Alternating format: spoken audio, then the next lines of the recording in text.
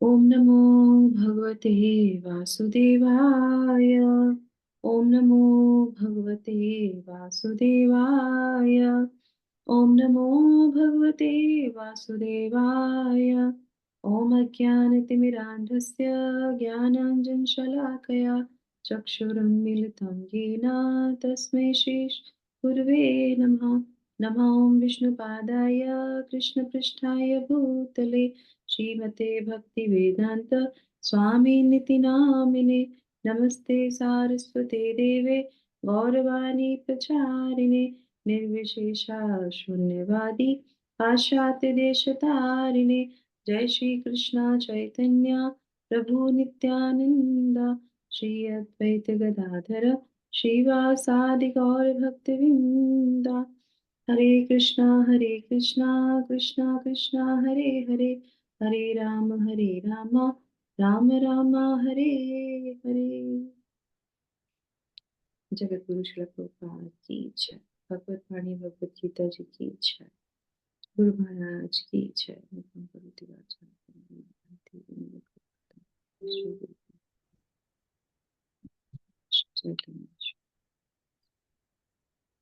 हरे कृष्णा।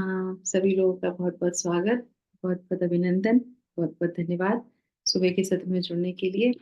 और अभी हम लोग जो है भगवत गीता का पारायण शुरू करेंगे।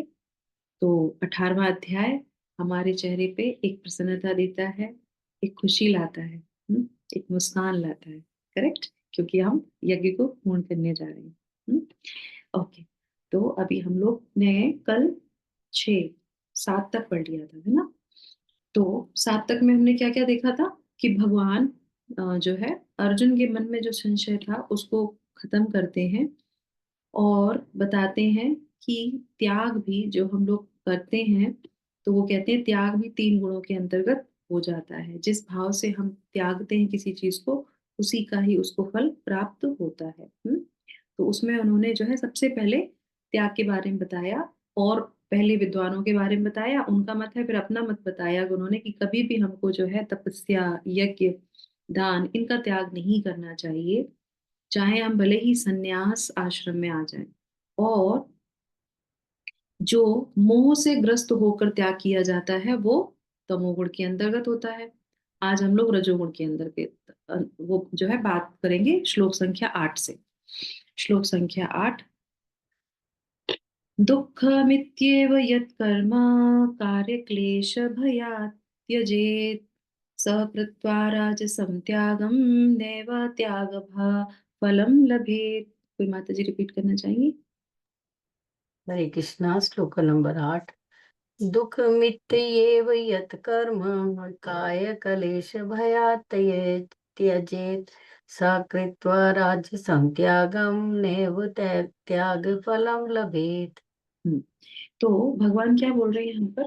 पहले उन्होंने जो है तमोगुण के बारे में बताया, अब यहाँ पे बताते हैं जो व्यक्ति नियत कर्मों को कष्टप्रद समझकर या शारीरिक कलेश के भय से त्याग देता है, भय से त्याग करता है ना, त्याग देता है, उसके लिए कहा जाता है कि उससे उसने यह त्याग रजोगुण में किया है।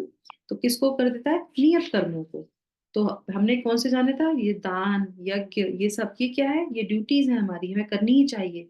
नियत कर्म समझ के इसको हमें करना चाहिए। और अगर इसको कोई भय से, कष्ट से, है ना, अगर त्यागता है तो वो रजोगुण में आता है। ऐसा करने से कभी त्याग का उच्च फल प्राप्त नहीं होगा। ठीक है, तात्पर्य पढ़ लेते हैं। हरे कृष्ण।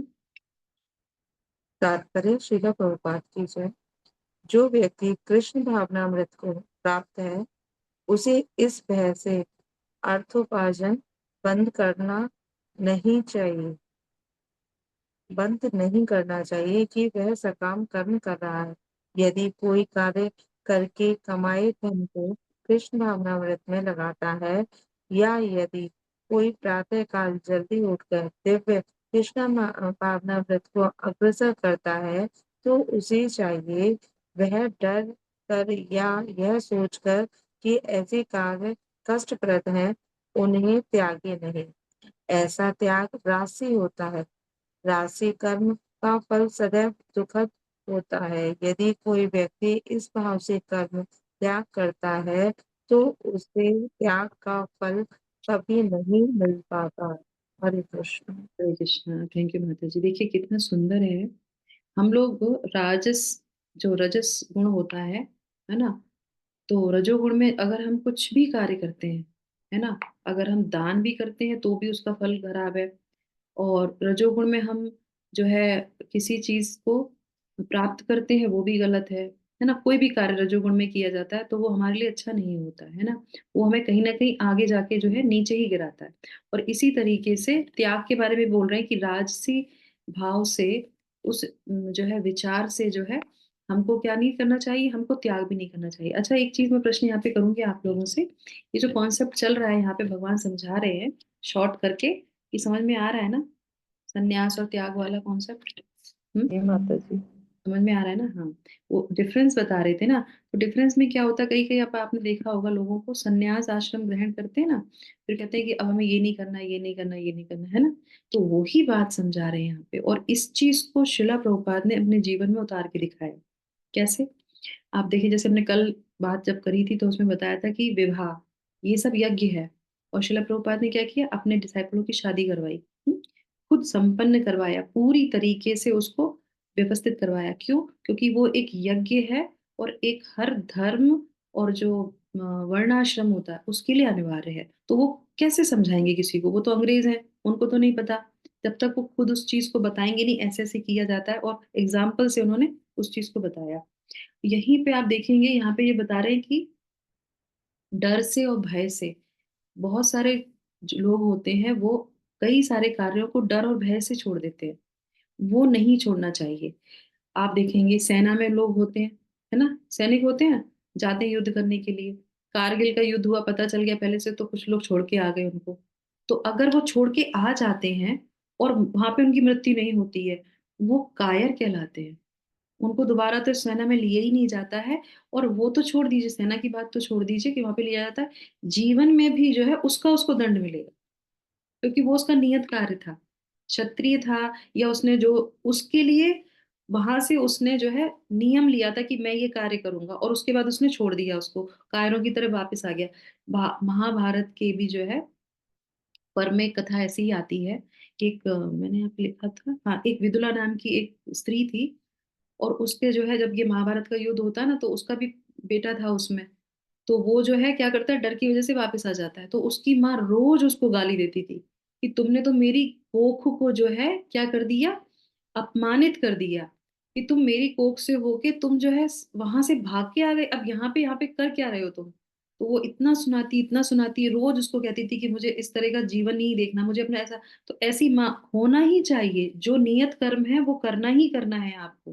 तो इस तरीके से ये सिखाते हैं। दूसरा, आप देखेंगे राजसी में हम लोग जब, जिसके अंदर राजस बहुत होता है, वो अनाप शनाप चीजें इकट्ठी कर लेता है, करेक्ट। फिर वो दान भी राजस में कैसे करता है, त्याग करता है ना।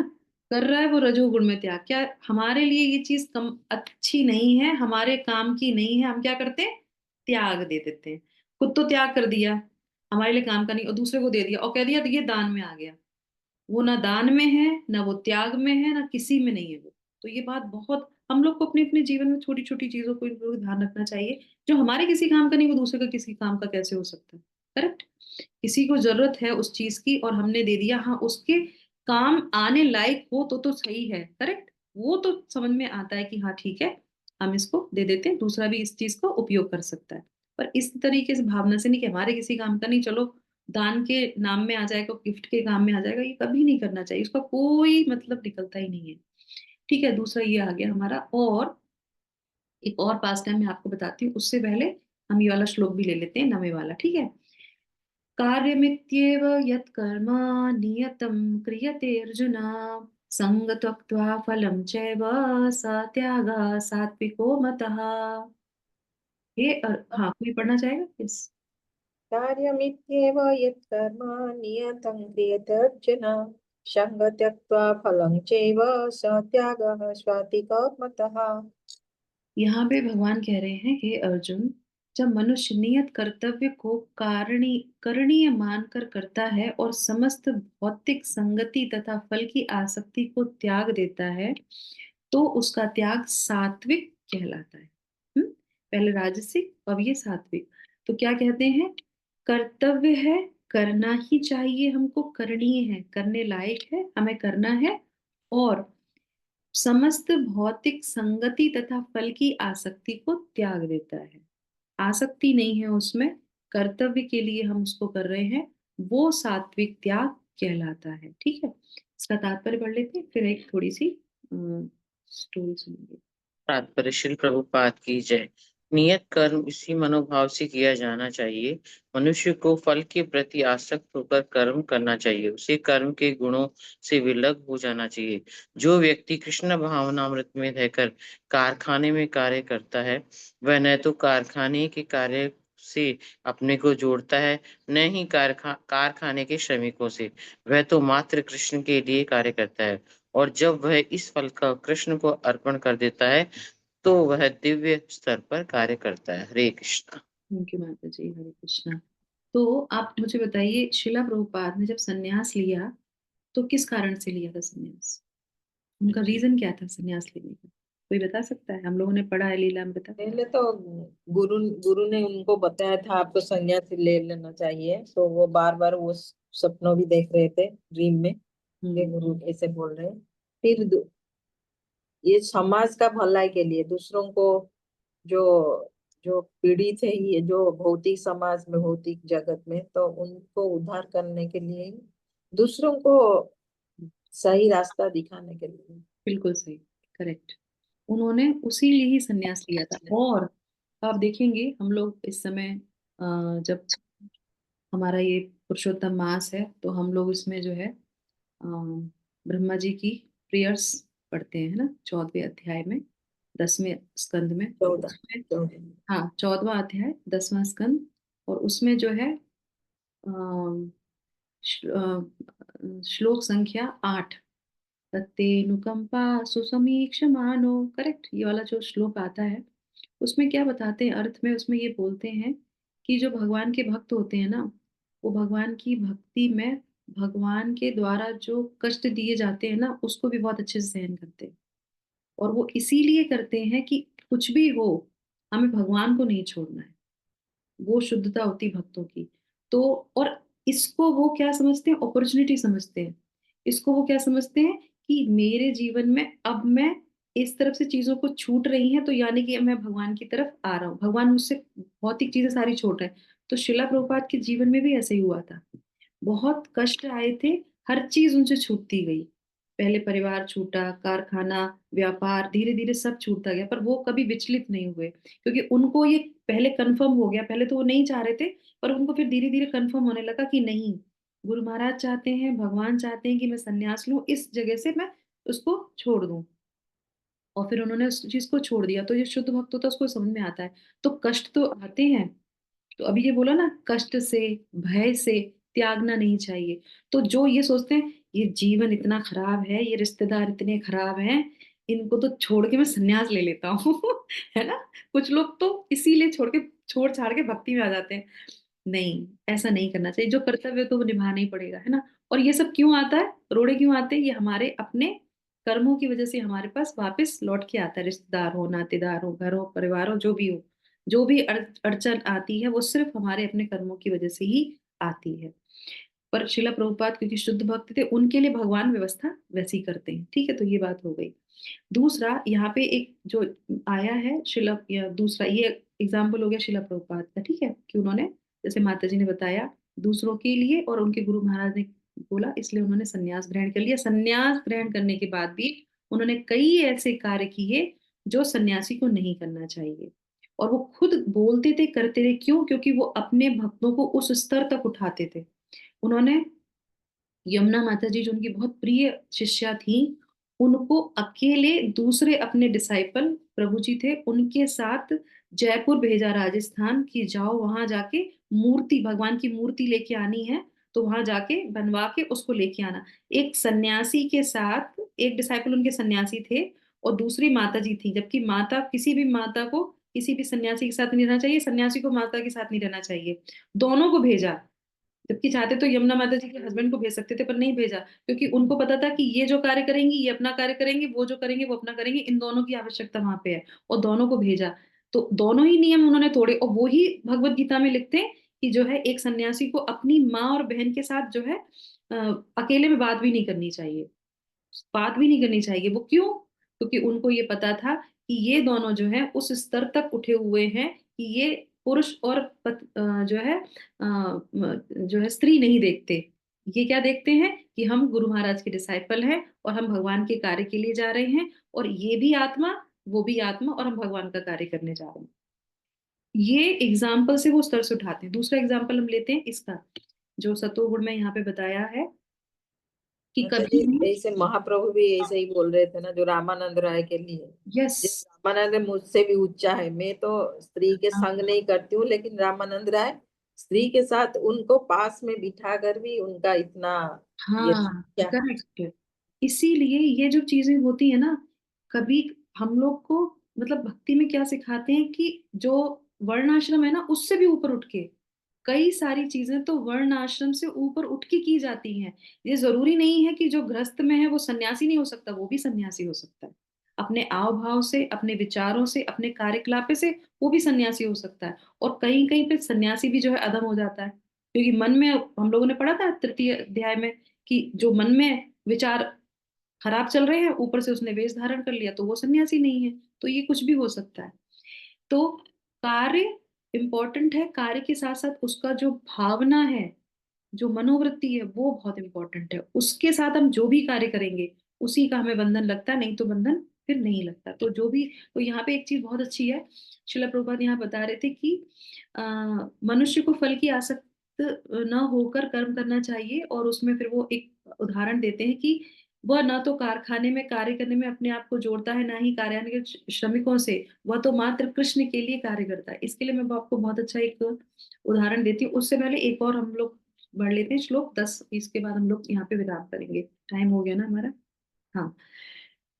न न द्वेष्ट्य कुशलं कर्म, कुशलेनानुसज्जते, त्यागी सत्व समाविष्टो, मेधावी छिन्न संशय।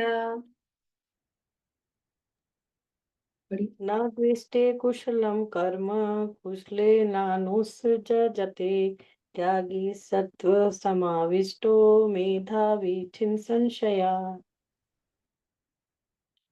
सतोगुण में स्थित बुद्धिमान त्यागी, जो न तो अशुभ कर्म से घृणा करता है, न शुभ कर्म से लिप्त होता है, वह कर्म के विषय में कोई संशय नहीं रखता। बहुत इंपॉर्टेंट है। सतोगुण में स्थित बुद्धिमान त्यागी, बुद्धिमान त्यागी बोला जा रहा है उसको जो सतोगुण में स्थित रहता है, जो ना तो अशुभ कर्म से घृणा करता है कि घृणा हो रही है, द्वेष हो रहा है और उसको हम छोड़ देते हैं, और ना ही अच्छी चीजें हैं तो उसमें लिप्त हो जाता है। ठीक है। और इस चीज को वो अच्छी तरह समझता है, इसीलिए उसमें कोई संशय नहीं होता। तात्पर्य पढ़ेंगे। हरे कृष्ण माता जी, मैं पढ़ूं? पढ़िए। जगत गुरु श्री सेवा प्रभुपाद की जय। तात्पर्य, श्री कृष्णा भावना भावित व्यक्ति या सतोगुणी व्यक्ति ना तो किसी व्यक्ति से घृणा करता है, ना अपने शरीर को कष्ट देने वाली किसी बात से। वह उपयुक्त स्थान पर तथा उचित समय पर बिना डरे अपना कर्तव्य करता है। ऐसे व्यक्ति को जो अध्यात्म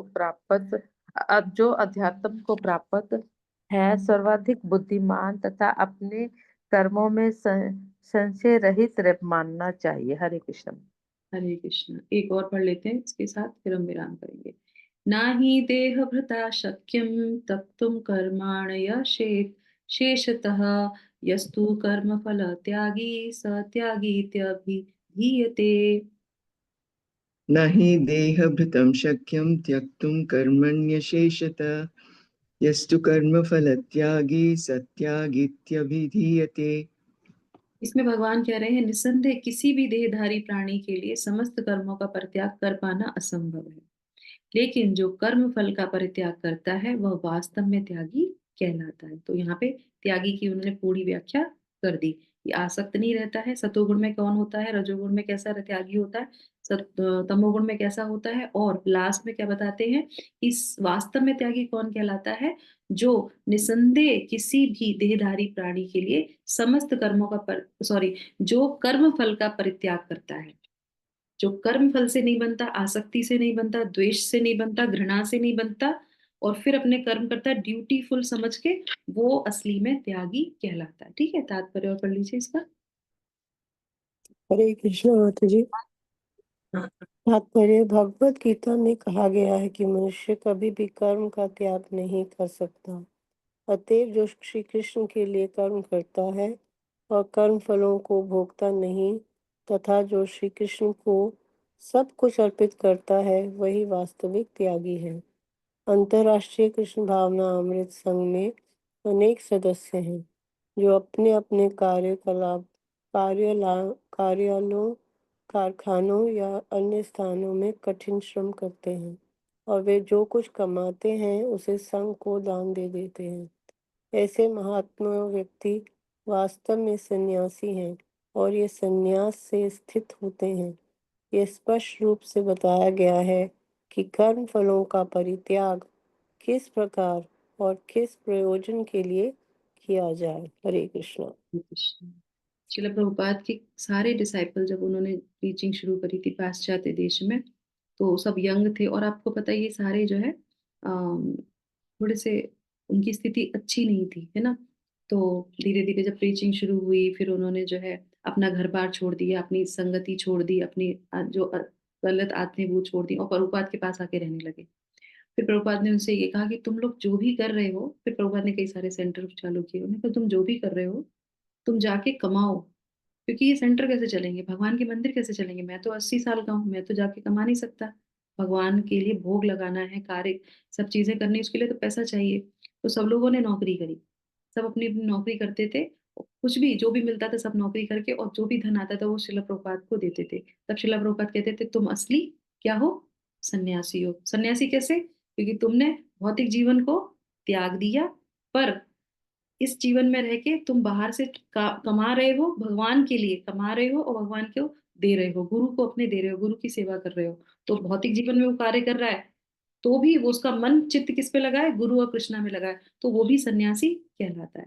इसका उदाहरण बहुत सुंदर हमारे गुरु महाराज, हमारे गुरु महाराज सब जानते हैं कि वो बहुत धनी परिवार से थे, बहुत धनी परिवार से थे, और अकेले थे। तो जो है पुत्रों में वो अकेले ही थे, उनकी बहन थी। तो जो है बहुत लाड प्यार से उनको बढ़ाया गया, पर उनको जैसे धीरे धीरे जो है उनके नाना जी वगैरह, परिवार भी उनका अच्छा था, तो धीरे धीरे जब वो इधर आ गए, जब शिला प्रभुपाद से मिलते हैं सब कुछ, जब वो इसमें आध्यात्म में आ जाते हैं, तो उसके बाद फिर वो जो है, जब उनको रिस्पॉन्सिबिलिटी दी जाती है कि तुम जो है पैसा कमाओ, कैसे करके तुम्हें इसको डेवलप करना है, तो वो जो अपने घर में राजकुमार जैसे थे, वो वेटर की नौकरी करते हैं।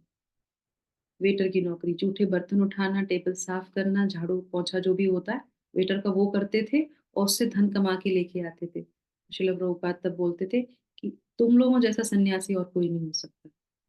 इसको बोलते हैं असली सन्यासी। ना किसी चीज से द्वेष करना, ना उसको त्याग करना, भगवान के लिए सब कुछ जो है न्यौछावर करना, अपना शरीर, अपना जो है जीवन, और जो भी कार्य हो, कुछ भी हो, हम लोग को अगर छोटा सा कोई सेवा देते, झाड़ू पोछा के, हम क्यों झाड़ू पोछा करेंगे, हम तो प्रीचिंग करेंगे हम तो ये करेंगे। कितना ईगो हमारे अंदर, आप देखिए ये जो सन्यासी है, ये इनमें ईगो है नहीं, बिल्कुल ईगो नहीं है। तभी भगवान ऐसे भक्तों को जो है चैतन्य महाप्रभु की सेवा में लगाते हैं। हम जैसे लोगों को थोड़ी ना लगाएंगे, उनको जैसे लोगों को लगाएंगे चैतन्य महाप्रभु की सेवा में। तो ये बहुत इंपॉर्टेंट है। इसी तरीके से शिला प्रभुपाद के गुरु भाई थे जो गौड़िया मठ में थे, पर विचारधारा क्या होती है कि अंग्रेज लोग जो है शुद्ध नहीं है, सही है ना, अभी इसमें यही बात बात आई ना। तो उन्होंने वो क्या करते थे, शिला प्रभुपाद से मिलने के लिए आते थे, पर वो कहते कि आइए आप प्रसाद लीजिए, पर उनके मन में क्या था, अरे हम उच्च ब्राह्मण के परिवार से थे, हम वैष्णव बन गए हैं, ये अंग्रेज जो पीछे क्या क्या करते रहते थे, ये कुकिंग करते हैं, इनके हाथ का खाना कैसे खाएंगे। तो वो आने गानी करके कहते थे नहीं नहीं नहीं नहीं नहीं नहीं, ऐसे ऐसे हो गया। फिर वो धीरे धीरे काफी समय में हो गया ऐसे। फिर उसके बाद उन्होंने जो है, जब शिला प्रभुपाद का जाने का समय आ गया, तो उसमें वो उनसे मिलने आए। फिर वो एक प्रथा होती है कि जब कोई वैष्णव जा रहा होता है, या उसको पता होता है कि मैं अब ज्यादा समय तक यहाँ के लिए नहीं हूँ, तो ऐसा बोला जाता है कि उसको नियमित रूप से हर एक वैष्णव से क्या करना चाहिए, माफी मांगनी चाहिए कि मेरे से अगर पूरे जीवन में कोई अपराध हो गया हो तो उसके लिए आप मुझे माफ कर दीजिए। तो इस तरीके से तो वो जब आए तो शिला प्रभुपाद उनसे माफी मांग रहे, और वो उनसे माफी मांग रहे कि हमसे कोई अपराध हुआ होगा तो जो है जो भी है वो निकाल दीजिए। शिला प्रभुपाद ने उनसे बोला कि हम आपसे तो जो मांग रहे हैं वो तो अलग बात है, आप जो मांग रहे हैं आप वो सच में मांग रहे हैं क्या? बोले हाँ। तो बोले तो फिर एक चीज करिए। तो बोले नहीं, हमारे मन में कुछ भी कोई भी वो नहीं है कुछ भी। तो बोले ठीक है, तो फिर एक काम कर दीजिए, आप जो है भोजन पा लीजिए, क्योंकि आपने आज दिन तक हमारे यहाँ भोजन नहीं पाया। जब वो ऐसा बोलते हैं तो फिर वो कहते हैं मन में कि प्रभुपाद तो जा ही रहे हैं, इनकी इच्छा है कि मैं इनका भोजन पाऊं, तो कहते ठीक है मैं भोजन पाता हूँ।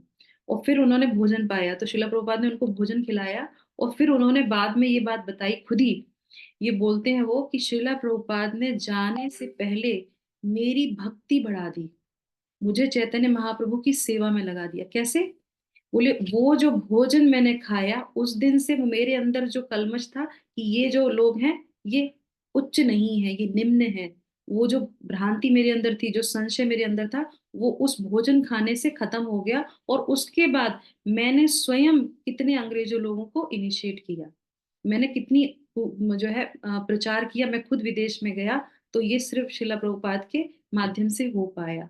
तो इस तरीके से जो है एक शुद्ध भक्त जानता है कि किसको किस तरीके से कार्य में लगाना चाहिए। और ये सारी चीजें हमने आज के इन श्लोकों से जाना कि हमको जो है द्वेष के कारण त्याग नहीं करना चाहिए, और किस तरीके से हमको यज्ञ, दान और तपस्या, ऑस्टेरिटी और त्याग, ये सब जो है हमें तीन गुणों से ऊपर रहकर भगवान के लिए करना चाहिए, गुरु की प्रसन्नता के लिए करना चाहिए। हरिओम तत्सत। यहाँ पे हम इसको विराम करते हैं और शुरू करते हैं अपना 15वां अध्याय। हरे कृष्णा माता जी, साथ दे प्रणाम। मैं थोड़ा लीव करती हूँ, आप पढ़िए। हाँ ठीक है, ठीक है, थैंक यू, सॉरी आज थोड़ा लेट हो गया हमारा। 15वां अध्याय पुरुषोत्तम योग। चलिए शुरू करते हैं। यस इंदु माता जी शुरू कर दीजिए आप श्लोका। हरे कृष्णा। अध्याय श्री भगवानुवाच ऊर्ध्वं मूलम् अधःस्थम् अश्वत्थं प्राहुरव्ययम् छन्दांस्य पत्राणि यस्तं वेद स वेदवित्। पढ़िए ट्रांसलेशन।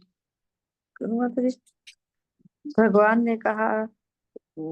ने कहा कहा जाता है कि एक शाश्वत अशाश्वत वृक्ष है जिसकी जड़ें तो ऊपर की ओर है और शाखाएं नीचे की ओर है, तथा पत्तियां वैदिक स्रोत है। जो इस वृक्ष को जानता है वह वेदों का ज्ञाता है। हरे कृष्णा। अधस् अधश्चोर्ध प्रसृतास्तस्य शाखा गुणप्रवृद्धा विषयप्रवाला अधश्च मूलान्यनुसन्ततानि कर्मानुबन्धीनि मनुष्यलोके।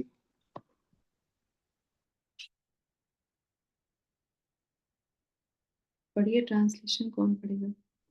हरे कृष्णा माता जी। इस वृक्ष की शाखाएं ऊपर तथा नीचे फैली हुई हैं और प्रकृति के 3 गुणों द्वारा पोषित है। इसकी टहनियां इंद्र विषय है। इस वृक्ष की जड़ें नीचे की ओर भी जाती हैं, जो मानव समाज के सकाम कर्मों से बंधी हुई हैं। हरे कृष्णा।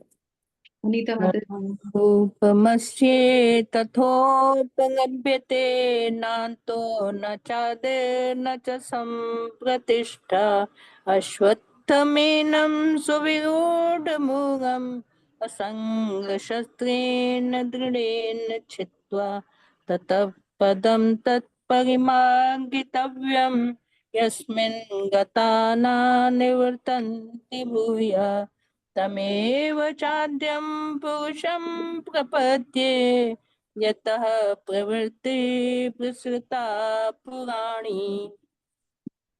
इस वृक्ष के वास्तविक स्वरूप का अनुभव इस जगत में नहीं किया जा सकता।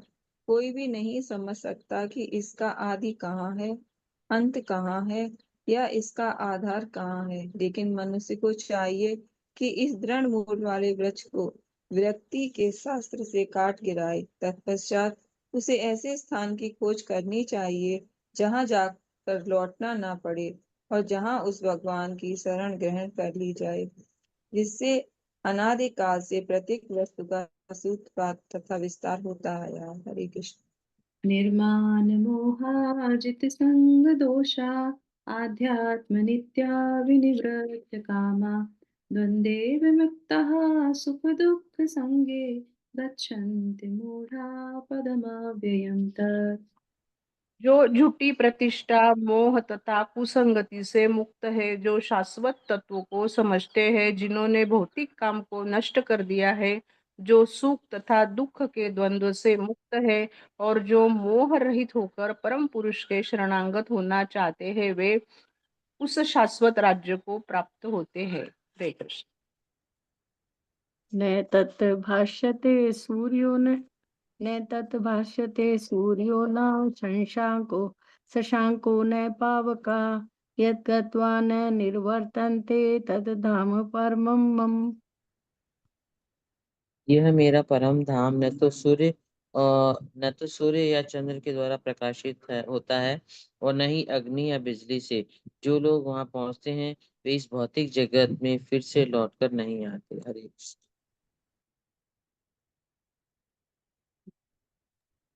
ममैवांशो जीवलोके जीवभूतः सनातनः मनःषष्ठानीन्द्रियाणि प्रकृतिस्थानि कर्षति। इस बद्ध जगत में सारे जीव मेरे शाश्वत अंश है। बद्ध जीवन के कारण वे छह इंद्रियों से घोर संघर्ष कर रहे हैं, जिनमें मन भी सम्मिलित है। शरीरं यदवाप्नोति यश्चाप्यक्रामतीश्वर गृहीत्वैतानि संयाति वायुर्गन्धानि वाशयात्।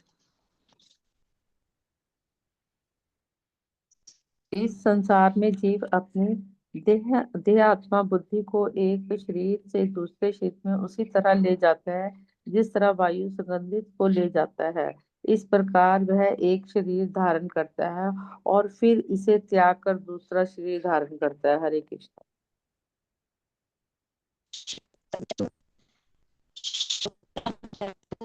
माता जी आपका आवाज आपकी आवाज आ नहीं रही है, आप रहने दीजिए, है ना। श्रोत्रम चक्षुस्पर्शनम च रसनम घ्राणमेव च अधिष्ठाय मनश्चायं विषयानुपसेवते। हरे कृष्णा। इस प्रकार दूसरा स्थूल शरीर धारण करके जीव विशेष प्रकार का कान, आँख, जीभ, नाक तथा स्पर्श इंद्रियां, त्वचा प्राप्त करता है, जो मन के चारों ओर संकुचित हैं। इस प्रकार इस इंद्र विषयों के एक विशिष्ट समुच्चय का भोग करता है। हरे कृष्ण। उत्क्रामन्तं स्थितं वापि भुञ्जानं वा गुणान्वितं विमूढा नानुपश्यन्ति पश्यन्ति ज्ञानचक्षुषः। मूर्ख न तो समझ पाते हैं कि जीव किस प्रकार अपना शरीर त्याग सकता है, ना ही वे ये समझ पाते हैं कि प्रकृति के गुणों के अधीन वह किस तरह से शरीर का भोग करता है। लेकिन जिसकी आंखें ज्ञान में परीक्षित होती हैं, वह ये सब देख सकता है। हरे कृष्ण। यतन्तो योगिनश्चैनं पश्यन्त्यात्मन्यवस्थितं यतन्तो अप्यकृतात्मानो नैन पश्यन्त्यचेतसः। सुदेशना माता जी ट्रांसलेशन पढ़िए। हरे कृष्णा। आत्म साक्षात्कार को प्राप्त प्रयत्नशील योगी जन यह सब स्पष्ट रूप से देख सकते हैं, लेकिन जिनके मन विकसित नहीं है और जो आत्म साक्षात्कार को प्राप्त नहीं है, वे प्रयत्न करके भी यह नहीं देख पाते कि क्या हो रहा है। हरे कृष्ण। यदादित्यगतं तेजो जगद्भासयतेऽखिलं यज्ञेन्द्रमसि यच्चाग्नौ तत्तेजो विद्धि मामकम्। सूर्य का तेज जो सारे विश्व के अंधकार को दूर करता है मुझसे ही निकलता है। चंद्रमा तथा अग्नि के तेज भी मुझसे उत्पन्न होते हैं। सुषमा चौहान माता जी नेक्स्ट श्लोका पढ़िए। गमाविश्य च भूतानि धारयाम्यहं हमोजसा पुष्णामि चौषधि सर्वा सोमो भूत्वा रसात्मका। मैं प्रत्येक मैं लोक में प्रत्येक प्रवेश लोक में करता हूँ। प्रवेश करता हूँ। मेरी शक्ति से सारे लोग अपनी कक्षा में स्थित हैं। मैं चंद्रमा बनकर समस्त वनस्पतियों को जीवन रस प्रदान करता हूँ। हरे कृष्ण। अहं वैश्वानरो भूत्वा प्राणिनां देहमाश्रितः प्राणापान समायुक्तः पचाम्यन्ने चतुर्विधम्। सुषमा सिंह माता जी ट्रांसलेशन पढ़िए। मैं समस्त जीवों के शरीरों में पाचन अग्नि वैष्णव हूँ और मैं श्वास प्रश्वास प्राणवायु में रहकर 4 प्रकार के अन्नों को पचाता हूँ।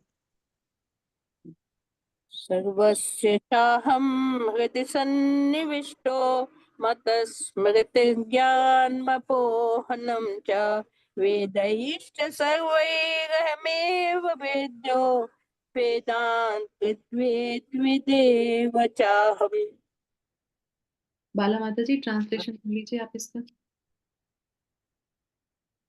मैं प्रत्येक जीव के हृदय में आसीन हूँ और मुझसे ही स्मृति ज्ञान तथा विस्मृति होती है। मैं ही वेदों के द्वारा जानने योग्य हूँ। निस्संदेह मैं वेदांत का संकलन करता तथा समस्त वेदों का जानने वाला हूँ। हरे कृष्ण। सुदेशना माता जी श्लोका पढ़िए। जी माता जी, हरे कृष्णा। द्वाविमो पुरुषो लोके अक्षर एव च अक्षर सर्वाणि भूतानि कुठोस्त अक्षर उच्यते। जीव माता दो जी मैं प्रकार। ट्रांसलेशन पर हाँ माता जी आपकी हरे आवाज कृष्णा। आई नहीं रही आ, थोड़ी। नहीं आती, अच्छा ठीक है माता जी, good। जीव दो प्रकार के हैं, च्युत तथा अच्युत। भौतिक जगत में प्रत्येक जीव च्युत होता है, क्षर होता है, और आध्यात्मिक जगत में प्रत्येक जीव अच्युत अक्षर कहलाता है। नंदा माता जी श्लोक पढ़िए 17।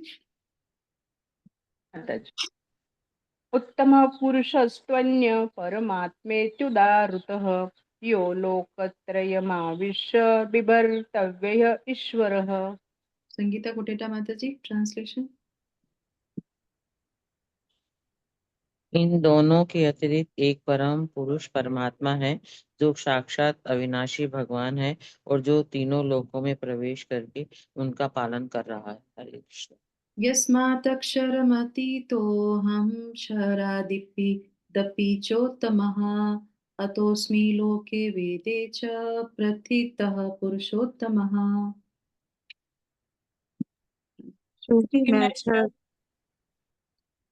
चूंकि मैं क्षर तथा अक्षर दोनों के परे हूँ और चूंकि मैं सर्वश्रेष्ठ हूँ, अतः मैं इस जगत में तथा वेदों में परम पुरुष के रूप में विख्यात हूँ। हरे कृष्ण। यो मामेवं समूढो जानाति पुरुषोत्तमं स सर्वविद् भजति मां सर्वभावेन भारत। जो कोई भी मुझे संशय रहित होकर पुरुषोत्तम भगवान के रूप में जानता है वह सब कुछ जानने वाला है। अतएव हे भरत पुत्र, वह व्यक्ति मेरी पूर्ण भक्ति में रत होता है। इंदु माता जी ट्राई कीजिए। इंदु माता जी श्लोक पढ़िए लास्ट वाला एक बार। हरे कृष्णा। शास्त्रम् इदम् उक्तं बालक एतद् बुद्ध्वा बुद्धिमान् स्यात् कृतस्य भारत। ठीक है, तो मैं इसको दोबारा से रिपीट कर देती हूँ, माता जी की आवाज नहीं आ रही है। इति गुह्यतमं शास्त्रम् इदम् उत्तमं मया नघ एतत् बुद्धवा बुद्धिमान् स्यात् कृतश्च भारत। लास्ट कौन पढ़ेगा? ये अनख, ये वैदिक शास्त्रों का सर्वाधिक गुप्त अंश है जिसे मैंने अब प्रकट किया है। जो कोई इसे समझता है वो बुद्धिमान हो जाएगा और उसके प्रयास पूर्ण होंगे। हरे कृष्णा। हरे कृष्णा कृष्णा कृष्णा हरे हरे हरे राम हरे राम राम राम राम राम हरे हरे। पुरुषोत्तम भगवान की जय। जगत गुरु श्रील प्रभुपाद की जय। भगवत वाणी भगवत गीता जी की जय। हरि ओम तत्सत। अभी हम लोग 3 बार हरे कृष्णा महामंत्र सभी के उत्तम स्वास्थ्य के लिए, आध्यात्मिक उन्नति के लिए, सभी जीवों के लिए। और कल से जो हम लोग अपना यज्ञ संपन्न करने जा रहे हैं, पुरुषोत्तम जो है मास का, उन सबको भगवान शक्ति प्रदान करें, सभी लोग जो है भगवान की शरण में आ सकें। हरे कृष्णा हरे कृष्णा कृष्णा हरे कृष्णा कृष्णा हरे हरे हरे हरे राम हरे राम राम राम हरे राम राम हरे राम राम हरे हरे हरे कृष्णा हरे हरे कृष्णा कृष्णा हरे हरे हरे कृष्णा कृष्ण कृष्णा कृष्ण हरे हरे हरे हरे हरे हरे राम हरे राम राम राम हरे हरे हरे कृष्णा हरे कृष्णा कृष्णा हरे कृष्णा हरे कृष्णा राम हरे हरे हरे राम राम राम राम हरे हरे राम राम